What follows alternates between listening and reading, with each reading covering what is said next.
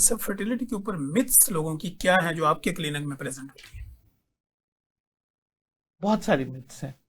एक तो मिथ सबसे इंपॉर्टेंट मेरे ख्याल में जो मुझे बतानी चाहिए वो ये है कि उनका ये ख्याल होता है कि male is not responsible for any infertility. ठीक है। सो मदर्स कई दफा हमारे पास क्लिनिक के अंदर एक कपल आया करता था जिनको इनफर्टिलिटी थी और मेल फैक्टर इनफर्टिलिटी थी। थोड़े अरसे के बाद उसकी वालदा उसी लड़के को एक और खातून के साथ लेके आ गई, सो ही मैरिड अगेन।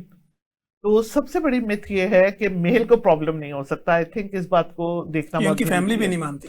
हाँ, तो वो उनकी मदर जो थी अपने बेटे की बार बार शादी कर रही थी कि लड़की ठीक नहीं है, तो वो ठीक। हर दफा एक नई शादी कर देती थी। सो आई थिंक एक ये मिथ है। दूसरी मिथ ये है कि लोग ये नहीं रियलाइज करते, and I do have a sensitive corner for obese women. मैं भी ओवरवेट हूँ। जो ओवरवेट होते हैं उनको चैलेंज पता होता है कि overweight it's not easy to lose weight. ठीक। लेकिन लोगों का ये मिथ है कि ओबेसिटी का प्रेगनेंसी से ताल्लुक नहीं है। ठीक। और वो अक्सर आके कहते हैं कि फलां औरत जो है वो उसका इतना वेट था वो तो प्रेग्नेंट हो गई, विच इज ट्रू। लेकिन जिसमें पीसीओ का एलिमेंट होगा वहां वो औरत को प्रेग्नेंट होने में डिफिकल्टी होगी। तो I think obesity is another myth कि ओबीज हो या ना हो उसका प्रेगनेंसी से कोई ताल्लुक नहीं है। सो इस किस्म की चीजें हैं जो कि एग्जिस्ट करती हैं, and there are many of them. एक एक्चुअली ये भी मिथ है कि फर्टिलिटी जितनी जल्दी हो जाए और जितने रैपिडली बच्चे हो जाए वो अच्छा है।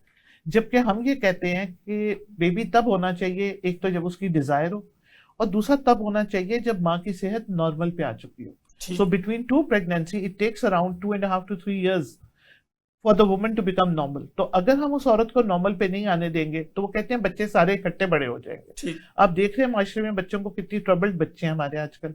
माशरा बड़ा डिफिकल्ट हो गया है, एनवायरमेंट बड़ी डिफिकल्ट है।